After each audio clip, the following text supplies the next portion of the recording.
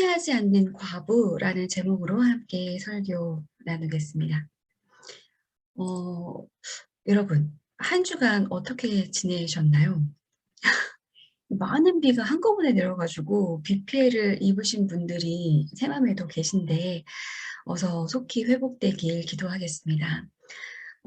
서울에서 이 기상 관측을 처음 시작한 때가 1907년이라고 하더라고요. 그러니까 기상 관측을 시작한 이래로 115년 만에 역대 최고치의 비가 이번에 내린 거라고 합니다. 그래서 목숨을 잃거나 실종되신 분도 많이 계셨는데, 특히 그 반지하에서 생활하던 일가족이 목숨을 잃은 사건은 몇 날 며칠 동안 우리 마음을 계속 아프게 하고 있습니다. 제가 찾아보니까 2020년에 경향신문에서 전국 반지하 거주 현황과 실태, 이것을 파악한 적이 있더라고요. 한국도시연구소의 의뢰해서 조사한 것인데 결과를 보니 전국적으로 36만이 넘는 가구가 반지하에 살고 있었고, 사람 수로 따지면 68만 명 이상이었습니다. 이 페이지에서 지역별로 반지하 가구 수를 검색할 수 있도록 해놨길래 이번에 인명사고가 있었던 관악구 지역을 살펴보니까 반지하 비율이 20%가 넘는 곳이 여러 지역이 있었어요. 그러니까 10명 중에 2명은 반지하에 거주하는 주민인 거죠. 이번 참사가 있고 나서 정부는 바로 주거용 반지하를 아예 없애겠다는 방침을 내놨던데, 저는 반지하에 살아갈 수밖에 없는 사람들이 과연 이 뉴스를 접하고 기뻤을까? 기대보다는 두려움에 휩싸이진 않았을까? 하는 생각이 들었습니다. 이분들이 들어가 살 수 있는 공공임대주택이 충분히 마련되지 않은 상태에서 행해지는 섣부른 정책이 반지하 주민들의 사정을 더욱 어렵게 만들지는 않을까 염려가 됩니다. 정말 모든 사람들이 사람답게 살아갈 수 있는 공간에서 살아갈 수만 있다면 얼마나 좋을까요? 이번 한 주간 마음 아픈 소식들이 많아서 도대체 어떤 부문으로 설교를 해야 할까 더욱 고민이 되었던 것 같습니다. 얼마나 이런 세상을 견디며 살아갈 수 있을까? 주님은 우리에게 무슨 말씀을 하실까? 고민하면서 내내 성경을 뒤적뒤적 거렸던 것 같아요. 그러다가 오늘 본문이 눈에 들어왔습니다. 오늘 본문 첫 절부터 우리에게 그 답을 알려주시는 것 같았거든요. 늘 기도하고 낙심하지 말아야 한다. 네, 그런데 이렇게 불의한 세상에서 어떻게 늘 기도하고 낙심하지 않을 수 있는지 본문을 좀 더 자세히 들여다보겠습니다. 오늘 본문은 누가복음 18장 1절에서 8절 말씀이고요. 다음에 구조로 되어 있습니다.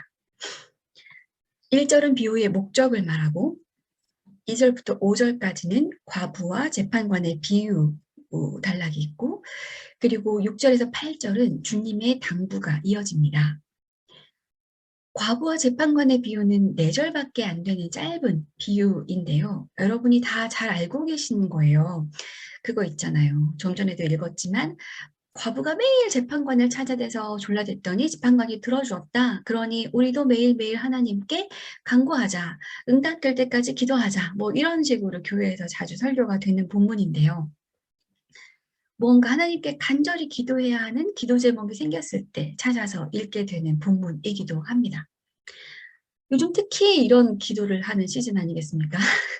수능이 100일이 채 안 남아서 막 교회고 절이고 막 수능 100일 기도에 돌입해 있는 것 같더라고요. 그런데 이번에 본문을 아무리 살펴봐도 이 본문의 주제는 네가 원하는 게 있을 때 끈질기게 졸라라 그럼 들어줄게, 이게 아닌 것 같아요.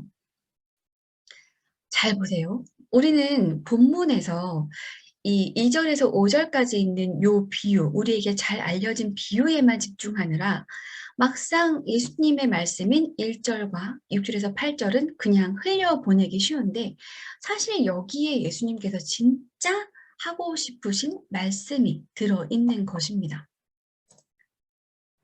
예수께서 제자들에게 늘 기도하고 낙심하지 말아야 한다는 뜻으로 비유를 하나 말씀하셨습니다. 그리고 나서 비유가 나오죠.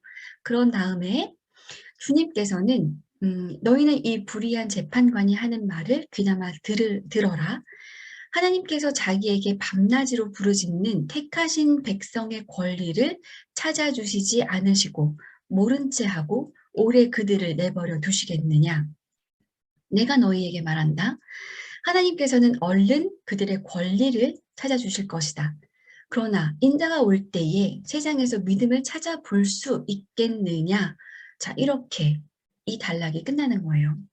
여기에 백성의 권리를 찾아주신다. 그들의 권리를 찾아주신다. 이 말이 두 번이나 연이어 강조되며 나오고 있습니다.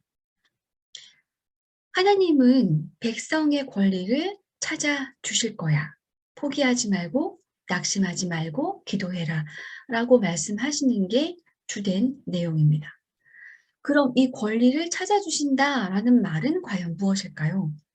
이 말은 8절 후반부에 인자가 올 때에 라는 이 말과 관련이 깊습니다. 권리를 찾아주신다는 말은 바로 주님이 다시 이 땅에 오셔서 하나님 백성을 구원해 주신다라는 말인 것입니다. 그러니 누가복음 18장에 있는 이 비유의 말씀을 우리는 어떻게 읽어야 하냐 하면 네가 원하는 것을 얻기 위해 포기하지 말고 계속 기도해라 이 말이 아니라 이렇게 고통스러운 세상은 계속 지속되고 있는데 주님은 다시 오시지 않을 것만 같은 이때에 주님이 이 땅에 다시 오셔서 고통당하는 이들의 권리를 찾아주실 것을 의심하지 말고 믿으면서 낙심하지 말고 계속 기도하면서 기다려라 하는 이 메시지인 것입니다. 이 재판관의 비유, 이 과부와 재판관의 비유는 마태나 마가복음에는 없는 누가복음에만 있는 본문이에요.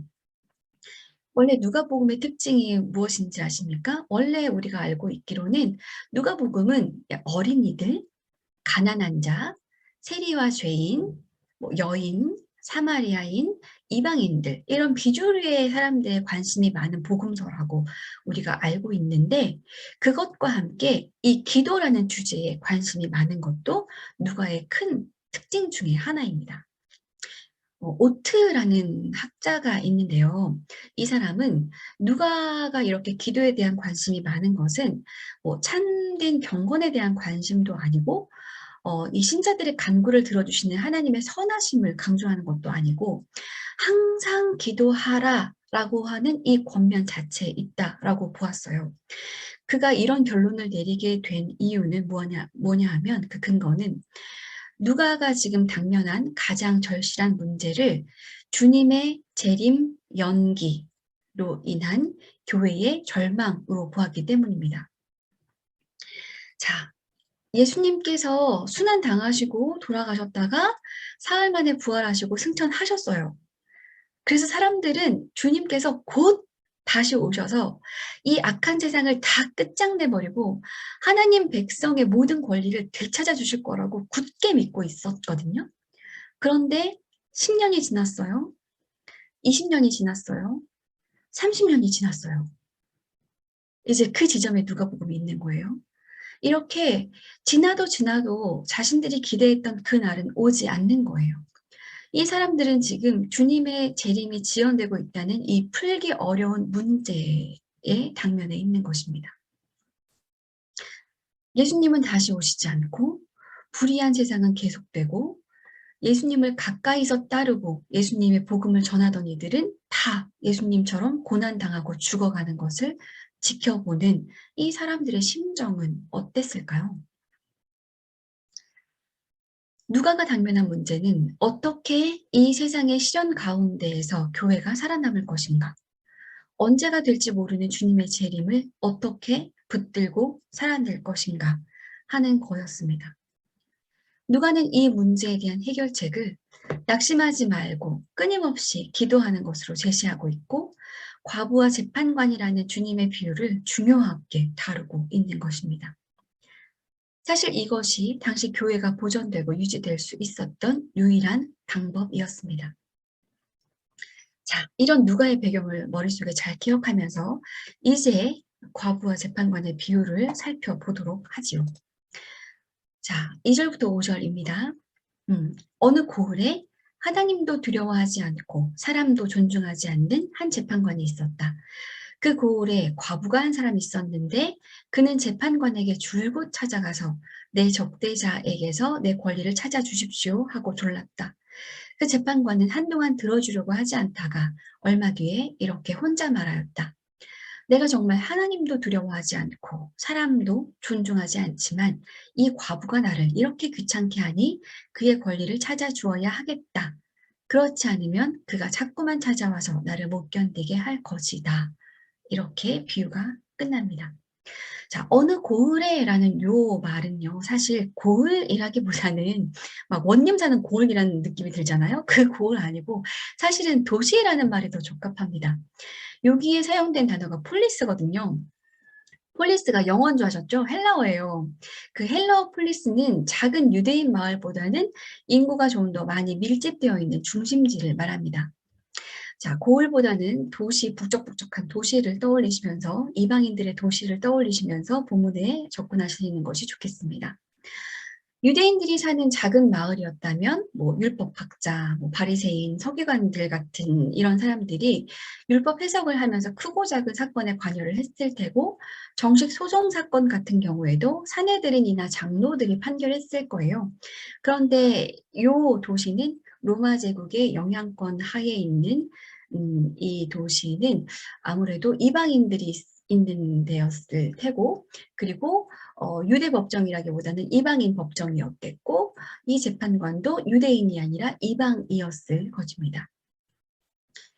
그래서 이 재판관에 대해 소개하기를 하나님을 두려워하지 않는 사람, 사람을 존중하지 않는 사람이라고 말하는 거예요. 오늘 짧은 이 비유에서 왜 앞에 우리가 살펴본 본문에서는 백성의 권리를 찾아준다는 말이 2번 반복되었죠. 그런데 이 비유에서는 하나님을 두려워하지 않는 사람, 사람을 존중하지 않는 사람이 2번 반복되고 있어요. 자, 이렇게 자타가 공인하는 나쁜 놈이 이 도시의 재판관인 거고 3절에 등장하는 과부가 자신의 억울함을 풀기에는 매우 열악한 환경이었던 거죠. 이 과부가 구체적으로 어떤 억울한 일을 겪었는지는 말하고 있지 않지만 3절의 내용으로 보아 이 과부는 누군가에게 자신의 권리를 지금 빼앗겼습니다. 과부라는 말 자체에 담긴 이 애환만도 엄청난데 거기에다가 억울한 일까지 당한 이 여인은 재판관을 찾아가서 권리를 찾아달라고 매일매일 조르기 시작합니다. 이 재판관은 정의로운 사람이 아니지만 단지 귀찮아서 이 과부의 청을 들어주지 않으면 매일 자기가 괴롭힘을 당하게 될까 봐 이 과부의 청을 들어주기로 했다라는 것이 이 비유의 전체 내용이에요. 자, 이 비유는 앞에서도 살펴보았듯이 낙심하지 말고 늘 기도해야 한다는 목적으로 알려주신 비유가 맞습니다. 그런데 저는 예수님이 들려주신 이 비유 안에서 우리가 낙심하지 말고 늘 깨어서 기도해야 하는 것과 함께 우리가 실제적으로 어떤 일을 해야 하는지에 대한 팁을 알려주시고 있다는 생각이 자꾸만 드는 거예요. 우리가 살고 있는 시대가 이 짧은 비유에서 너무나 보이고 그래서 우리 삶에서 가져야 할 실제적인 태도가 이 안에서 보이는 거예요. 우리가 사는 이 시대도 불의한 재판관이 다스리는 시대잖아요, 여러분. 하나님을 경외하지 않고 사람을 존중하지 않는 사람들이 정치를 하고 재판을 하는 시대잖아요. 그리고 우리는 가뜩이나 멀고 먹고 살기도 힘든 다 과부들인데 맨날 눈뜬 채로 우리의 권리를 지금 다 빼앗기고 살아가고 있어요. 정권이 바뀐 지 얼마 되지도 않았는데 벌써부터 얼마나 많은 정책들이 부자들을 위한 법으로 바뀌어가고 있습니까, 여러분? 우리는 매일매일 그것을 확인하면서 살고 있습니다. 권리를 빼앗긴 과부와 같은 우리들은 이럴 때 어떻게 해야 하는가? 오늘 비유는 그냥 아주 귀찮게 해야 한다고 알려주고 있네요. 정책을 만들고 법을 집행하는 사람들이 절대로 결코 정의로운 사람들이 아니고 하나님을 경외하지도 않고 사람을 존중하지도 않는 그런 불의한 사람들이지만 그 사람들이 개과천선해서 갑자기 정의로운 사람으로 변해서 과부의 요청을 들어주는 것이 아니라 그냥 귀찮아서, 아주 그냥 귀찮아서 들어주는 것처럼 우리는 우리의 권리를 끊임없이 요구하고 또 요구해야 한다. 아주 귀찮게 해야 한다. 저는 오늘 예수님의 비유에서 그런 목소리가 들립니다. 최근에 제가 아주 고민을 한 적이 있어요. 그리스도인들이 부자가 되려고 하는 것이 과연 옳을까라는 문제를 매우 심각하게 고민을 했던 적이 있거든요. 그때 김문주 교수님의 말씀이 저에게 좀 도움이 되었어요. 이렇게 말씀하시더라고요. 내가 돈이 있어도 돈이 없는 사람 입장에 설 수 있다면 돈을 가져도 좋다라는 거였어요. 물론 저는 그럴 자신이 없어서 중요한 순간마다 돈 벌기 위한 노력을 포기하는 편인데, 그럴 자신이 있으신 분들은 부자가 될 수 있으면 부자가 되세요. 다만 부자가 되어서도 부자의 입장에 서지 않고 가난한 사람의 입장에서 투표를 하고 목소리를 내고 가난한 사람을 위해서 돈을 사용할 수 있다면 그렇게 하시면 되겠습니다. 그러니까 돈이 있건 없건 이 시대의 과부의 권리를 찾아주기 위해 계속 끊임없이 함께 귀찮게 하는 사람들이 바로 그리스도인이어야 하는 것입니다. 반지하에 사는 사람들을 더 힘든 상황으로 내몰기만 해봐. 그냥 우리 그리스도인들이 가만히 있지 않을 테다. 막 이렇게 눈 똑바로 뜨고 살피는 사람이 그리스도인이어야 하는 거죠. 오늘 본문의 마지막 구절에서 예수님은 내가 다시 올 때 과연 이 세상에서 낙심하거나 포기하지 않고 끝까지 믿음을 지켜낸 사람들을 찾아볼 수 있을까? 하면서 의문문으로 이 비유의 말씀을 마치십니다. 이 대답은 우리의 몫입니다.